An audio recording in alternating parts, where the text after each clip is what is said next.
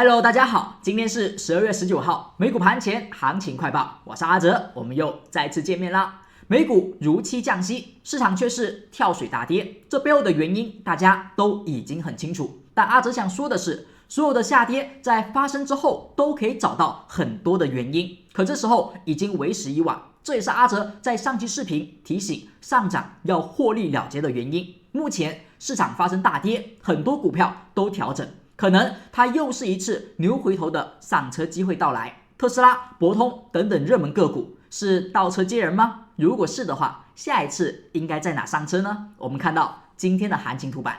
我们先回顾一下上期视频的部分观点。在上期视频当中，我们有讲到美股处于分化的行情，而这种情况是难以持续的，它必然会在某一刻出现再次的同步情况。而我们看到左侧的涨跌分布，在昨天市场出现了同步，市场出现了1万只股票的下跌，而上涨的股票只有1695只，这是整体美股昨天的涨跌分布。我们是如何通过市场当中两指数的不同步分化来发现风险的呢？看到之前的走势，是不是在市场上涨的时候，我们会发现纳斯达克指数一直在新高，一直在上涨，排除掉昨天的大跌阴线的位置，我们会发现前期的纳指很强势的在上涨，而下方所对应的是标普500指数，下方的标普却在股价走到6099.97的位置出现了一个高点，是否两指数在这里开始出现了上涨的背离？而这种背离是市场当中分化的表现。我们也说得很明确，这种上涨分化难以持久，标普只要不创前期新高，那么市场当中它就一直处于背离的状态。这种背离指数当中越是上涨，美股就越是诱多的嫌疑。所以在上期视频我们有讲到，美股它是一个诱多的上涨，特斯拉呢要有所止盈，这是阿哲在2天前的一个视频。而目前的行情走势以一根大阴线验证了我们当时的观点是没有问题的，市场的背离，市场的分化是会出现上涨的风险和高点。从前期的这一个顶部行情，我们也发现了这一点。当时呢是纳斯达克指数先提前见到了一个高点，而下方所对应的标普它有出现高点吗？这个位置是没有高点的，标普后续还继续创了几天的新高，那么是不是和当前是很相似的？所以在市场当中出现这种背离和分化的时候，你就不要单独的只看到某个指数的上涨，而忽略了另外的市场的分化。从这种现象，它后续会选择方向。当时这里也是出现了大跌跳空的方式，选择方向向下。而目前的市场在出现分化之后，是不是也出现了大跌向下？所以从背离的角度，目前市场资金的合力是已经有往下去走的迹象。我们当前要思考2个新的问题：经过昨天的大跌，两市标普和纳指下跌是否有出现背离的现象？如果有，那么它是底背离还是顶背离？如果这2个问题你是之前听过阿哲讲过分化、背离和修复的，那么你应该可以回答得出来。可以在下方的评论区写下这2个问题的答案，告诉阿哲你的回答是什么。当你能够考虑好这2个问题，并且写出正确的答案的时候，你对于市场的背离现象应该有了一定的认识，你也会知道这一轮的下跌究竟是风险还是机会。在大阴线出现之后，究竟是不是有交易的时机能够去发现呢？关于这2个问题，阿哲会在本周周天的直播间当中公开为大家去解答。那么现在我们看到本期视频的行情目录，今天是市场观察纳斯达克指数121期，我们同样会根据3个部分来进行市场的讲解。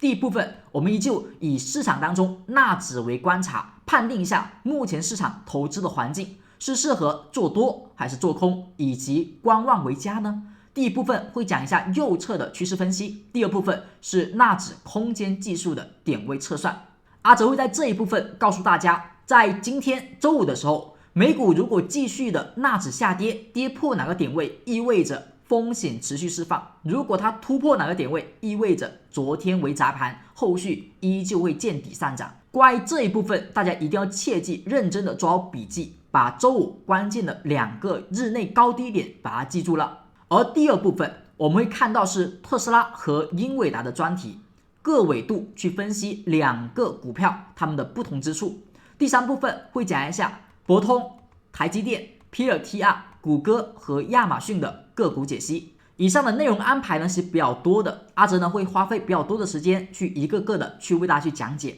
所以时间上可能依旧会比较长。如果你的时间比较宝贵，或者说比较着急，那么记得在下方有一个阿哲所安排的时间轴，你可以根据时间轴快速跳转到你最想要先了解的部分。希望下方的时间轴能够为你提供一些便利，解决你的一些难题。那么接下来我们会看到市场当中的第一部分，关于右侧趋势的交易分析。昨天的这一根 K 线冲高回落，走出了大阴线的下跌，它基本上把左侧的一些小低点都打破了，打碎了。所以目前的上涨趋势，因为这根大阴线的产生，必然会出现趋势的改变走坏，短期、中期都出现了趋势破位。那么在这种情况下，我们要分辨一下这个趋势的破位是否是有效的。在昨天的阴线当中出现了一个阿哲的 K 线战法，叫做负阴线已是负线。前期呢我们通过负线讲过多次，今天呢因为它又再次出现，阿哲又要把这一个知识点为大家再讲解一下。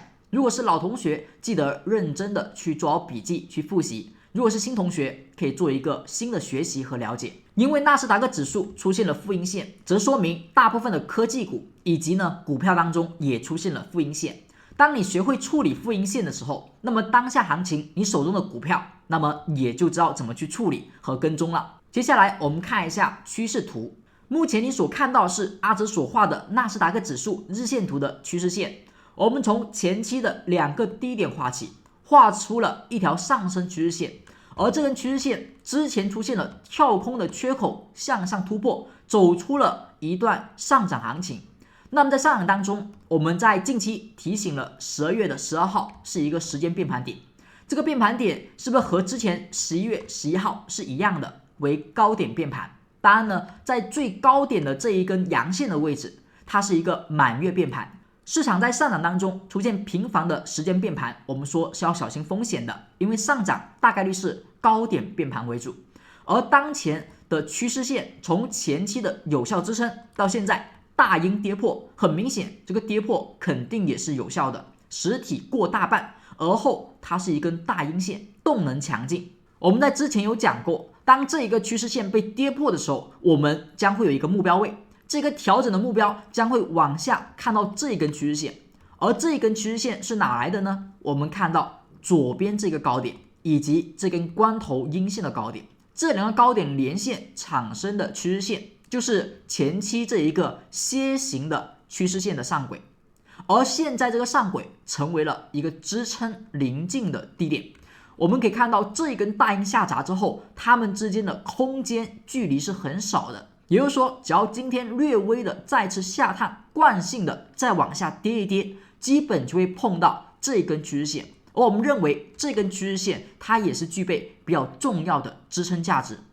这通过右侧的角度，趋势线的角度来分析，虽然说快速跌破了上方趋势线，但因为大跌当日的跌幅过大，所以导致它距离下一个支撑非常靠近。如果你说阿哲，我之前没有卖出，昨天呢在议息会议之后的跳水也没来得及卖出，那我现在要不要去卖出呢？那你现在再卖就没有必要了，因为它距离下方的支撑已经非常靠近，你至少要等待这个支撑它被测试，如果测试之后支撑有效，你就没有必要去卖出股票，而如果测试之后支撑是无效的，向下跌破，那你就要小心了。当然了，这里提醒一句，阿哲这个分析对于还没有卖出股票的同学是没有太多帮助的，因为你目前已经很被动，在前期上涨时，不管你是在负阴线的位置卖出，还是冲高的时候在这些地方卖出，你目前都可以去很安全很轻松的考虑下一个买入点。但如果你之前没有卖出，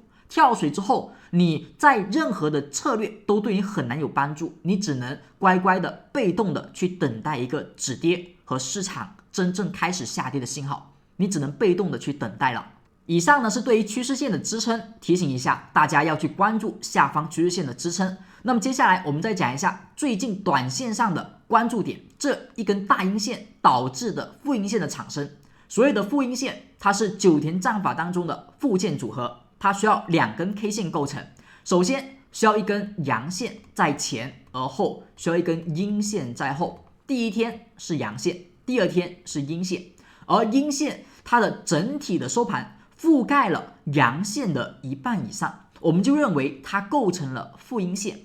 短期呢，它是一种反转的可能性，这种形态表明多方是在日内以及短线上出现了攻击受阻，阳线的实体被阴线覆盖的越多，就说明买方越弱，多方越强，空方的反转力度将会越大。出现这种负阴线一般会是高点，一般呢是空方极度的强势的表现。当前大家所看到是纳斯达克指数的日线图，在图表当中有一些黄色的字眼写着负线，而这些负线呢，就是当前市场从2024年6月11号到昨天2024年12月18号所出现的所有的负线，阿哲都用信号给大家去快速的标记了。那你会发现这些负线都出现在一些比较特殊的位置，比如说前面这个负线在出现之后，阴线的高点，注意了，负线的要求是冲高回落，阴线的高点是要比昨天阳线的高点是创新高的。而后你看一下这根阴线它的收盘价，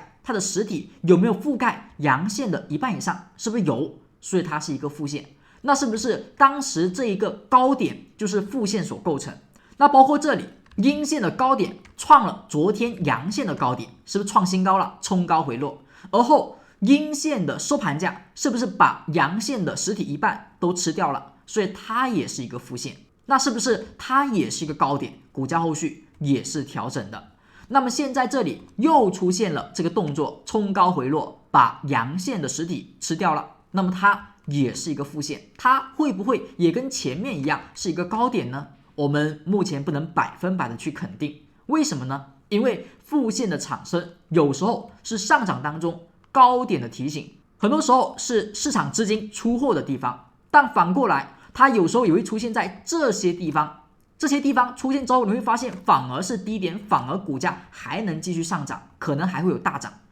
因为股价上涨当中，它也会出现这种负线的手法来去打压股价，来去让散户恐慌而去拿到筹码。所以上涨当中有些资金会用负线来砸盘，而后砸出一个黄金坑。所以我们现在要分清楚本次的这个负线，它究竟是一个黄金坑的负线砸盘，还是说它真的是一个高位的出货呢？那我们怎么去分辨这一点？很简单，我们只需要看到负线的后一天。当市场出现了负线之后，你多等一天，多看一天。当负线之后没有继续的大跌是比较好的，最好呢有止跌，有小 K 线的产生。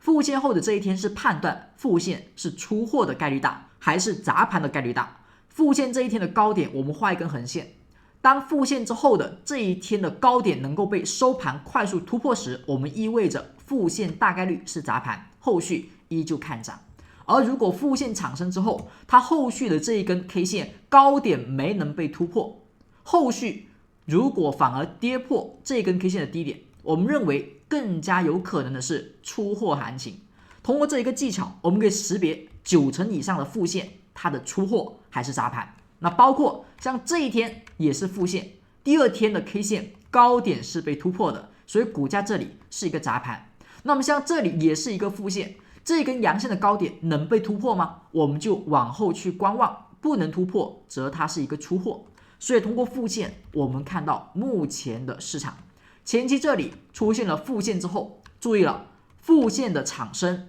你先不用管它是出货还是砸盘，这是后面买不买的问题。但股价如果是上涨当中遇到了负线，我们一般建议你是应该卖出或者说获利了结，因为你不能去赌它不是出货而是砸盘，是吧？所以我们最好以出货来去应对。所以负线产生一般是一个卖点。好，股价卖出之后，你说这后面会不会涨起来？它会不会是一个砸盘呢？我不太清楚。但是负线后的第二天，它的高点如果快速被突破，你会知道后续还有上涨行情，还有空间。它这里呢不是一个真正的高点。那包括现在也是一样的，负线产生了，是出货吗？还是砸盘呢？这里会不会是黄金坑呢？我不太清楚。但是我知道今天最好是一个小 K 线，最好能够止跌，不要再出现大阴线，而这一天的高点能够被突破，快速的突破，将会是机会的产生，而因为这根阴线的幅度比较大，那么阿哲相信，如果这里真的出现复线后的突破，真的是一个反弹，那么这一轮行情应该将会持续到震荡。而如果它不能去突破，那么你就千万不要随便的再进场做多了。之前高位上涨卖出获利了结的同学，你目前可能是清仓，或者说没有仓位在市场里面，那么你就等待复线后能不能突破，不能突破则先观望，不要去随便做多，不要在离开之后又快速的进场做多。这呢就是阿哲今天告诉大家的，在大跌的市场一定要去学会的负阴线战法。当这个方法学会了，目前很多时候你看到手中的股票是不是出现了负阴线？如果有，你就知道接下来怎么去处理了。只要等待这一根 XK 线的高点被突破，则意味着你手中的股票只是被市场所拖累，而不是真正的出货。当你手中的股票是因为市场拖累而导致的下跌，那么后续哪怕市场没能突破附件，那么你的股票可能也会提前的上涨，提前的启动，它只是被连累了而已。那么这里呢，再提醒一句，如果你手中的股票可能出现的是2根阴线，而后出现了负线的状态，我们刚才说了，最好负线是1根阳线和1根阴线。那如果2根阴线可以吗？也可以，也可以这么去看，只是效果呢不如1根阳线和1根阴线那么标准，那么完美。如果是2根阴线的话，它的效果会差些许，但依旧可以用这种方式去进行操作，去观察。以上是关于目前市场右侧和 K 线的观察，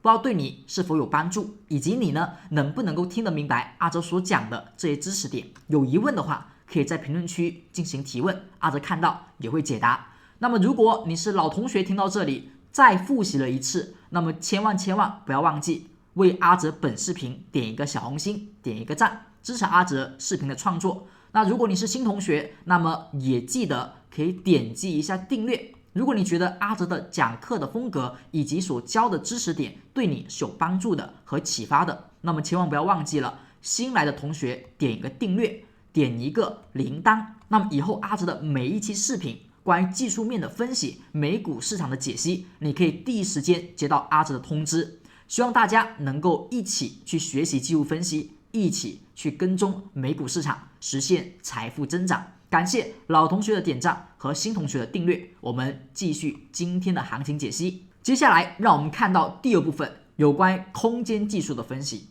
今天阿哲讲一下目前市场关键的空间价位在周五是哪一个点位呢？关于这一部分的信息，只要你是订阅观众，那么新订阅阿哲的同学，在半个月的时间内，你都可以收到阿哲这一条短信。这是一条来自于 Telegram 当中的信息，阿哲会讲一下每天盘前，只要美股开盘，阿哲就会发布一下美股的盘前解析。这条信息会比阿哲的视频更新更加的高频率以及及时。所以如果你说阿哲，我想要每天看到你的分析，但是有时候你不更新视频，这怎么办？那么你可以点击订阅，只要是新订阅的同学，你都可以有半个月的时间可以体验到阿哲的盘前解析。也希望在半个月的时间里能够为你提供一些帮助，也是我们订阅同学我们初次见面阿哲给到大家的一个小小的礼物。我们看到这条信息当中的一些提醒，一般阿哲会发布2个提醒，一个呢是市场当中阿哲整体的看法，比如说最近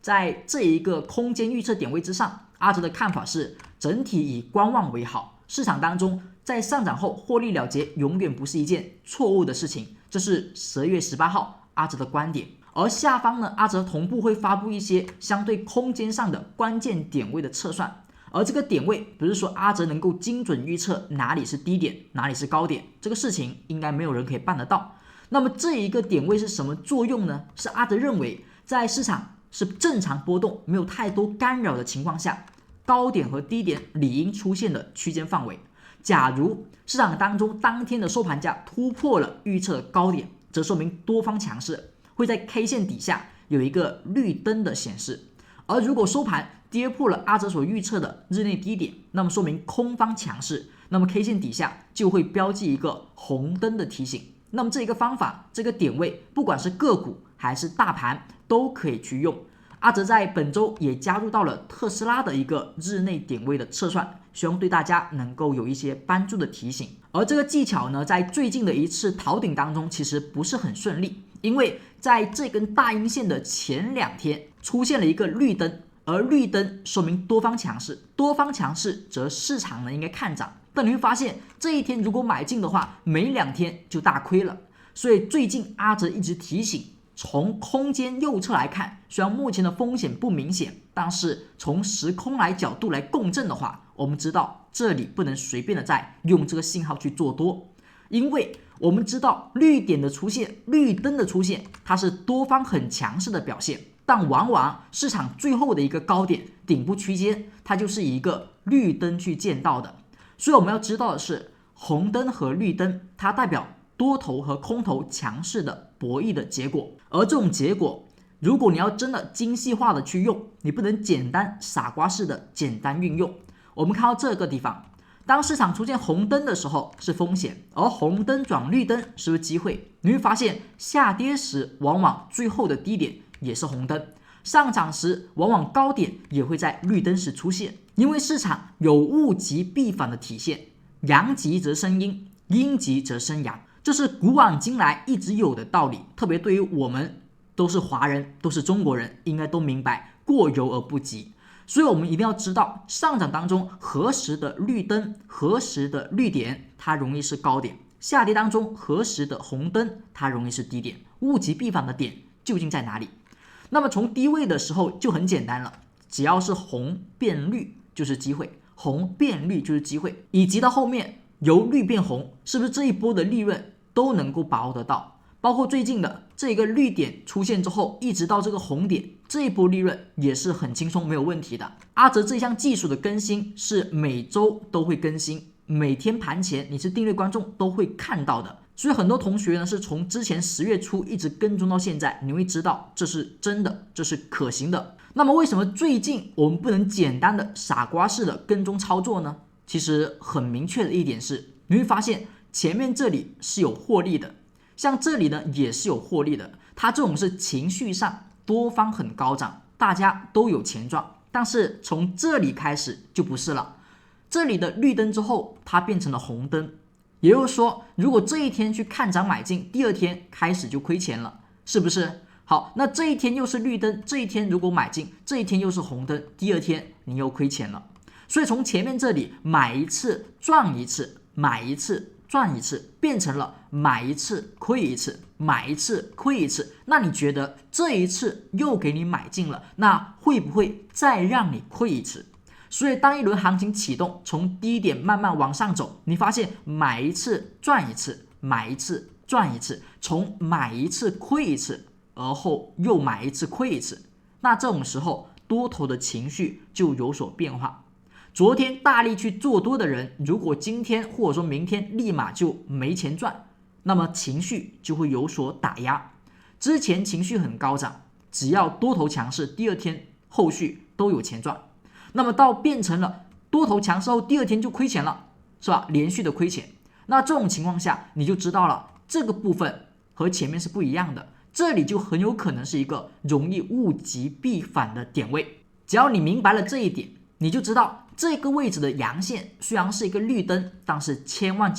不能够在这里去买进，包括一些个股也同样如此。那么在昨天出现了一根大阴线之后，出现了一个红灯，而当前市场是不是已经出现了阳极生阴的过程？而这根阴线基本上把上涨当中的一半都快跌去了，所以目前的价位它还算不了是一个高位了，它已经脱离了高位的区间。那我们现在要关注一下了，它处于下跌途中，跟前面一样是下跌途中，跟前面这里也是一样的下跌途中。那么这种下跌途中，我们要关注的就是红灯什么时候转为绿灯，这个时候的红灯转为绿灯将是一个买入信号。今天的收盘突破哪个价位会出现绿灯呢？大家看一下阿哲接下来所画的一个价位，目前大家所看到是纳斯达克指数的日线图表，这根大阴线下跌之后出现了红灯，那么这一个红灯何时会转绿灯？我们需要看到这个价位是 19786.23。 当今天美股周五的时候能够收盘最后在 19786.63 之上时，那么纳斯达克指数将会出现一个绿灯 K 线。那么关于这个价位能否在今天站上，阿哲觉得可能性极小，但是它有可能出现的是一根不是绿灯也不是红灯的滞跌 K 线，或者说下跌的停顿 K 线。那么更大可能能够收盘突破导致绿灯产生的话，应该在下周的周一或者说周二的时候更容易见到。所以目前今天的空间点位你可以去跟踪，但是更加要关注的是下周周一和周二阿哲盘前的这个日内点位的提醒。下周的周一周二在市场惯性下跌之后，更加容易在下周出现绿灯 K 线，那个时候我们去关注一下能否产生一个买入机会。假如你今天是刚刚订阅阿哲的同学，你还不知道这个点位应该怎么每天盘前去看到去领取到，那么阿哲教一下大家有关于如何领取到这条信息，其实很简单。第一个，你首先必须得要是阿哲的订阅观众。第二个，你得要先找到助教老师。那怎么去找到助教老师呢？在视频的下方有一个评论区，评论区当中阿哲有一条置顶的评论，在里面有助教老师的Telegram 的链接，点击这个 Telegram 的链接，你可以找到助教老师，联系上助教老师。那助教老师呢，会告诉大家怎么每天盘前去看到阿哲所发布的这个盘前解析的消息。而对于能够订阅阿哲的同学，相信阿哲的方法，愿意跟阿哲一起学习的订阅观众，阿哲呢除了这一条每天盘前的消息面解读之外，同时还会提供以下的一些服务。只要你是订阅观众，今天刚刚订阅阿哲，那么你可以享受到粉丝群组的知识答疑、盘前解析和点位预测，以及内部的不公开的进阶知识、内部直播课程，每周都有专题课，每周会有专门的老师为大家去分享内部的直播。这里要稍微提醒一下，关于第一个福利，粉丝群组不是每一位学员、每一位订阅观众都有机会能够进入的，它有一些小小的要求。第一个是订阅粉丝观众，第二个你必须要完成一次阿哲内部课程的作业。所谓的内部课程就是内部的直播，每周呢会有5节的内部直播，你只要参加其中的1节，完成一次阿哲所布置的课后作业，那么你就可以跟助教老师申请加入到粉丝群组当中。因为这个粉丝群组是只为按学习的同学进行知识答疑的，不是什么样的其他的用处。所以如果你是按学习的，对于知识呢想要去掌握的更好的，那么你可以去申请加入。那如果你有其他的目的，那么就没有必要了。所以简单设计一个门槛，你先告诉阿哲你确实是想认真学习的，那么阿哲会邀请大家进入到粉丝群组当中。以上呢就是我们今天所讲到的第一部分，市场观察右侧的趋势 K 线以及空间技术的点位测算。第二部分我们看到特斯拉、英伟达的一些解析。目前的特斯拉市场出现了一个大跌，那么这个下跌我们如何去观察？从 K 线的角度看到这一根 K 线，它是否把昨天阳线的高点突破了？同样也是冲高回落，而这一天是一根阴线，昨天是一根阳线，那么这个结构叫什么？我们叫它负线、负阴线。看到左侧这个图形是吧？它目前符合了前面的第一根和第二根 K 线，还缺一根 XK 线。那么 XK 线最好是一根小 K 线，或者说止跌阳线。一旦出现 XK 线之后，你关注一下这一根 K 线的高点能不能被收盘突破。如果特斯拉的 XK 线的高点能够被突破，则意味着市场这里只是一个调整，后续特斯拉还能够继续上涨，它真的是一次牛回头的上车机会。但是我们这里要注意了，负线、负阴线不是每次100%都是砸盘，也就是说这里是不排除它有机会是一个出货高点的。所以遇到了一个负阴线，这一天一定得要执行卖出和减仓的右侧策略。不管你之前有没有卖，出现这根 K 线你先卖了，而后再去看一下 XK 线能否突破，去佐证它是一个砸盘。千万不要去赌，你说这一天是负线，但是阿哲我觉得它更有可能是砸盘，所以我不卖出，不是这样的操作逻辑。我们一定要小心，它但凡有1%的可能它是一个高点，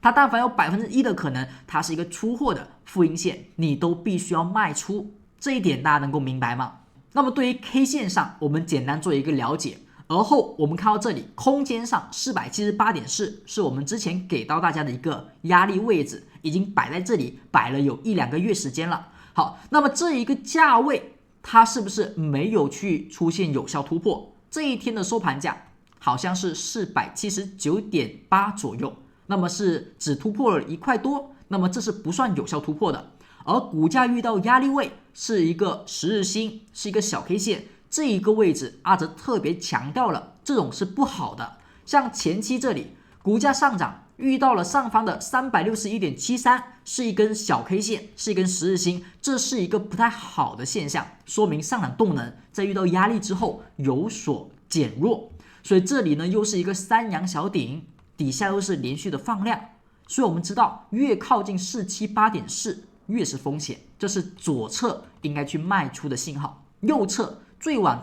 也应该在昨天这根负阴线的时候去做出卖出的动作，这是空间层面上对于上方的压力提醒。而现在我们还要知道一点，406.71是之前有效突破的，因为股价突破了406.71，是一根大阳线，而且是实体过半。那么后续股价是一路上涨加速，所以406.71是有效突破的空间。那么有效突破的空间，它就是一个支撑区域。像之前这里突破有效308.19就是支撑，那股价后续回调到这里，是不是机会呀？那么像338.27连续2次的突破，我们当时也说有效突破，所以股价呢回踩出现了假跌破，是不是也是后续止跌有机会呀？那么406.71目前也是突破有效，那么如果它真的回到406.71，你就观看一下它能不能够止跌，再给你一个机会，这是空间上下方的支撑。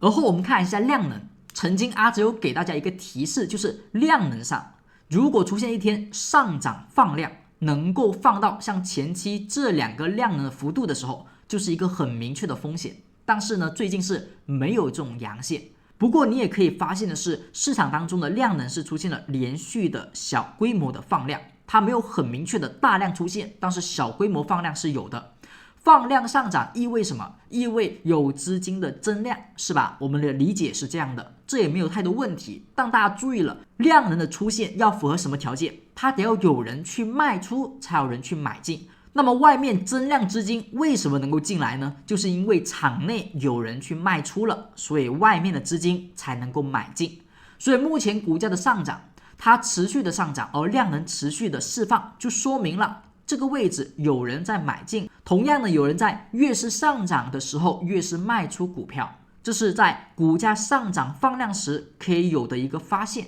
所以说这一天它并没有产生量能的大幅释放，但是因为三阳小顶的原因，你也要小心风险，这是一个量能上给到的提醒。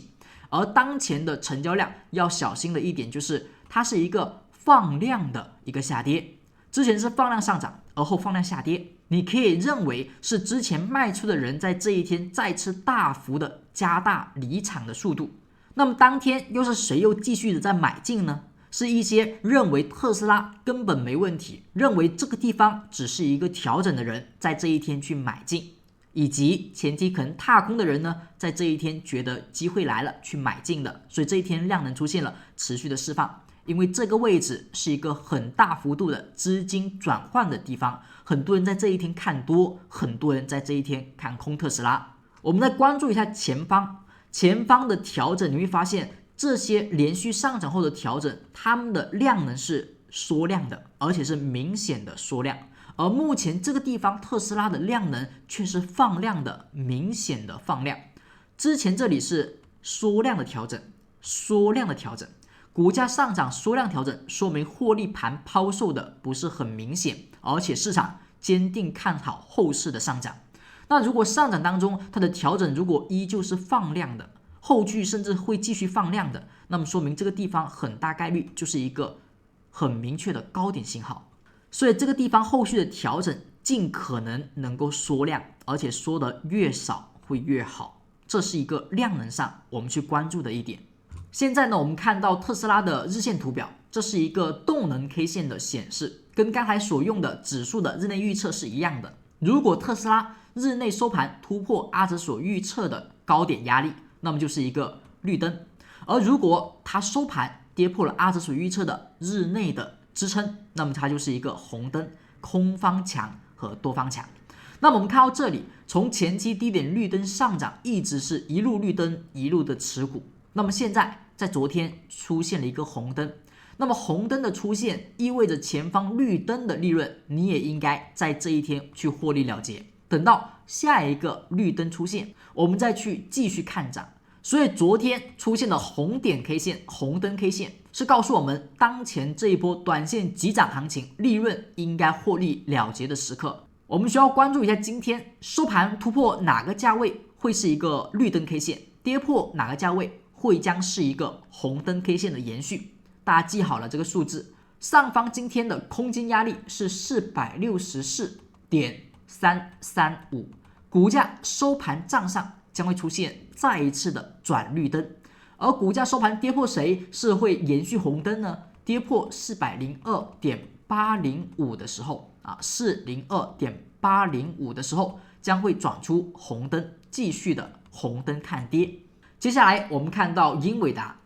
的话，能够去讲到的就是趋势线的破位，目前依旧在趋势线破位的方向持续的下行，而当前的市场趋势线在破位之后，是不是产生了一点点反弹的动作？但最后呢，还是冲高回落，反弹的时间有点不太对，刚好遇到了市场整体的暴跌，所以它并没能够维持市场的一个稳定，没能够把市场去拖起来。英伟达在昨天难得反弹，但最后却出现高开低走，它的成交量也是有所放量的，说明在这个下跌走到这里，大家已经开始觉得特斯拉理应出现低点。而很明显的是，昨天这两根 K 线它是一个负阴线，价格冲高突破阳线的高点，而后收盘跌破阳线的一半，是一根不太标准的负阴线，但它还是负阴线。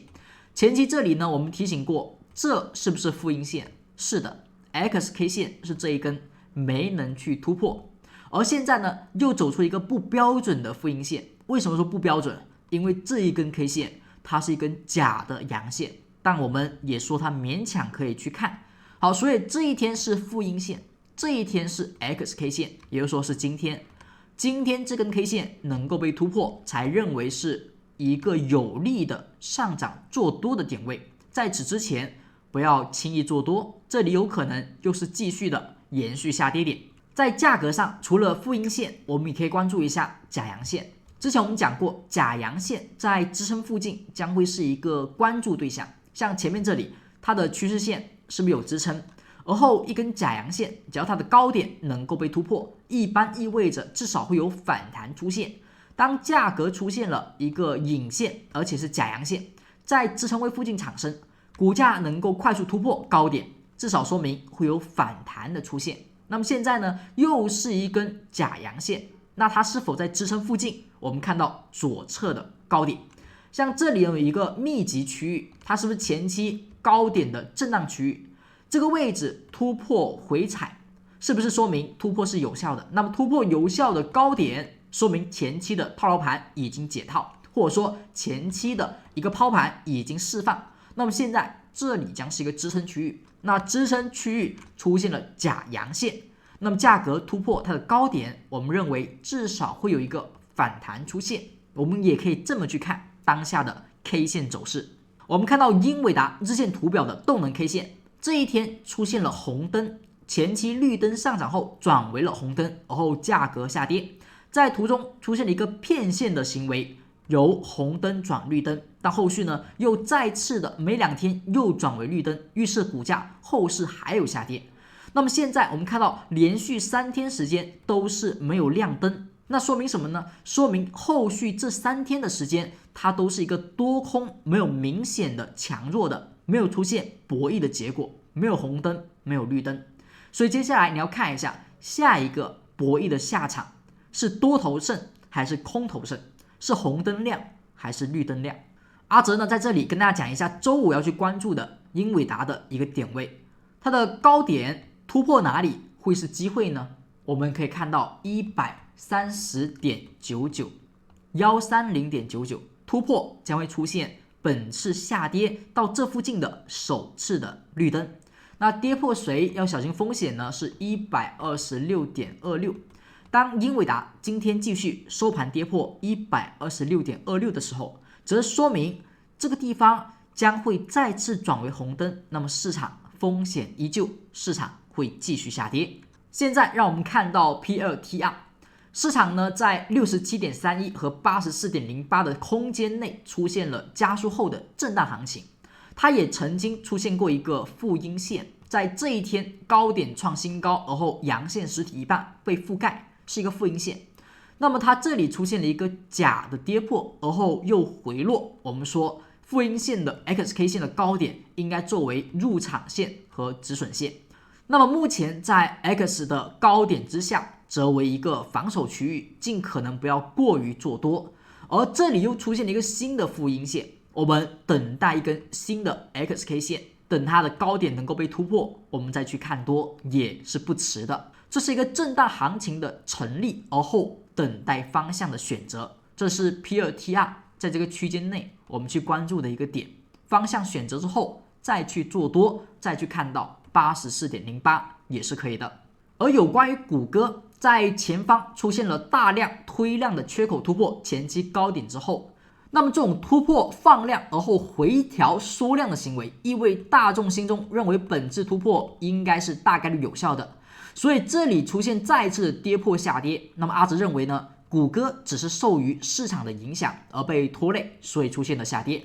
这一个位置的下跌，它的成交量其实不算特别明显的放量，因为这一天的实体是明显比之前大部分的阴线都要大的，但它的成交量没有明显放大多少，所以它的杀伤力理应有限。而我们说它的支撑位当前在哪里？当前应该在缩量的回踩阴线的最低点，它的跌破并没有以实体一半的跌破，所以这个跌破阿哲认为还不能定义有效。股价目前谷歌就在前期高点附近出现了震荡，而这个突破理应是有效的，所以越是往推量缺口的位置在调整。目前的谷歌更大概率是一个倒车接人的机会，我们等待的就是一个止跌再次站上前期高点的买点阳线。接下来我们看到下一只个股博通，博通的话和谷歌也是一样的，对于前方一个相对长时间的震荡区域出现了放量、背量、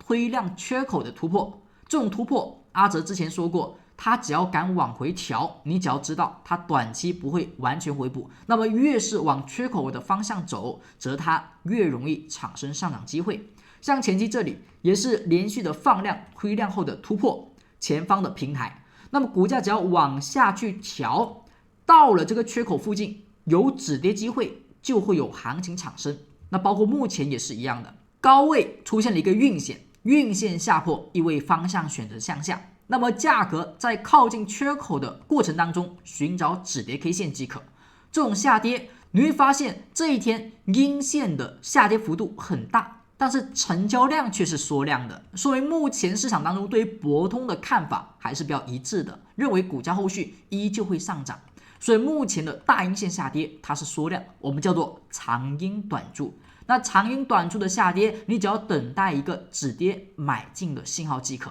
所以博通比起特斯拉，阿哲认为博通更加容易是一个倒车接人的一个动作。我们再看到台积电，台积电的话呢，它是一个前方有连续的背量的出现，而且结构性不错，所以阿哲认为它有短线的机会和多头转强空方多的机会。当时为大家去进行一个讲解，我们看到前方两个高点所连成的一个压力线，目前呢是出现了连阳的突破，而后回踩之后再次突破，但是经过昨天的走势出现了收盘再次的回归在这之下，而且把前方缺口补掉了，还把背量阳线的低点给跌破了，所以这里呢有可能再次的转弱。在这一个压力线之下，我们要小心了。如果前期买进的，那么尽可能的也应该先离场观望，但结构是没有问题的。这个上涨回调再次两个背量的结构是没有什么太大的问题。我们唯一要去确认的就是我们的买入进场点，更好的是突破前方的趋势线压力，而后在此之上去买进，会比在这之下呢会更加安全。下方的缺口会不会被回补呢？不清楚，主要取决于这天的跌破是否为有效再次跌破这个趋势线。如果有效跌破，将会往下方缺口去回补；如果并不是有效的，它只是启动之前的再次的洗盘，那么这一根趋势线它会快速的再次收阳站回来，验证这一天的下跌为假跌。那么台积电这里将会延续继续的结构性的上涨。我们现在也可以看一下台积电的动能 K 线，从前期的长上影线，它是不是以一根极阳的绿灯见到？而绿灯之后又是红灯啊！一般绿灯如果是大幅上涨，或者说高开低走或者长上影线，一般呢也不要去随便买进啊，容易呢是一根极阳的 K 线。我们说过啊，物极必反，后续第二天立马就是红灯了，那股价下跌。你看这一天又是高开高走啊，又是绿灯，而后又是立马红灯。这种情况就是一个特别恶心的，我们说经常骗线或者说诱多的行为，在绿灯之后立马就是红灯。像这里绿灯之后又立马是红灯啊，绿灯之后又是红灯，绿灯之后又是红灯。所以在这一轮行情下，你被骗了一次，好，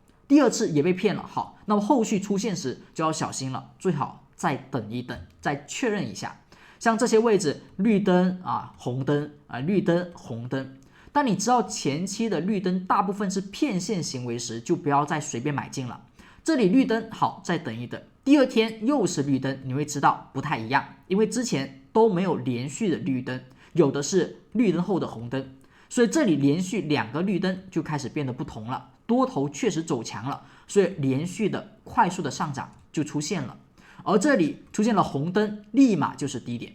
你会知道台积电这一波走势的多空的强弱和前面是不一样的，前面它是以空方为主导，所以呢多方出现就被打压，多方出现就被打压。而现在不一样了，现在多头是连续的强势，空方出现立马就是低点，空方出现立马就是低点。所以目前这里出现了绿灯，而后这一天转为红灯，我们确实要去卖出，但是我们知道目前这一个走势是多方占主导，那么只要这里再次出现绿灯就是一个机会。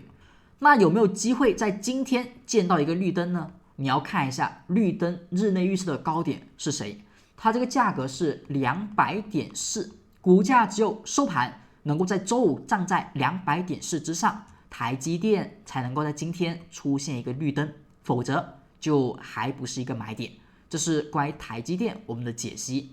同样我们也看到它是不是一个不太标准的负线啊，高点创了昨天新高啊，实体呢包住了昨天阴线的最低啊，不太标准的负线，但是它是一个外包日线，它呢也可以等一根 XK 线的突破去看涨，所以 K 线上也可以去这么去分析。这是台积电的解析。现在我们看到最后的亚马逊，从前期的红点转为绿点，而后绿点持股一直到目前，我们会看到昨天的大跌，市场下跌，而亚马逊也因此下跌。我们看到这里是一个红点，红灯，这里是红灯转绿灯，而且从前期低点到目前是唯一的一次红灯转绿灯。我们说绿灯为多方强势，但是绿灯不代表就一定会持续上涨，因为绿灯也容易在高点最高点的时候出现。绿灯代表的是多头强势，但有时候阳极的声音，多头强势则容易引发空头的反转，所以这里就是一个以绿灯见到高点而后转灯的现象。目前的红灯意味着我们在昨天应该卖出手中的股票，它是砸盘还是说真的见顶了？我们目前不能简单的去猜测，所以依旧呢要根据2个点位来去判断。第一个，周五关键的亚马逊的日内高点压力，它在 225.96， 当股价收盘能够突破 225.96， 那么周五的 K 线将是一根绿灯 K 线，而日内预测的低点的支撑应该是 214.67。今天亚马逊收盘跌破 214.67， 则市场的红灯会延续，在这2个区间之内，则价格是一个正常的多空的平衡，那么市场维持看跌。所以如果这一根 K 线是砸盘，那么今天转为绿灯将会是一个低点的买点，而假如继续下跌，那不管呢有没有跌破 214.67， 都不能够构成短期的再次买入信号。以上就是12月19号美股盘前行情快报。在美股鹰派降息之后，市场大跌，阿哲希望本次大跌大伙都已经逃过，那么接下来就是寻找再一次的上车点位的方式。在这种情况下，不要盲目着急的再次上车，不要随便的把之前获利兑现的这一个利润再次的回吐。我们等待一个明确的做多的机会，可以关注你手中股票以及指数当中负阴线 XK 线的突破，再去看多。希望大家能够耐心等待下一个低点，下一次的上车机会的出现。当前可以先暂时休息，我们调整作息。希望大家能够明白阿哲的意思。更多精彩内容，我们下期再见。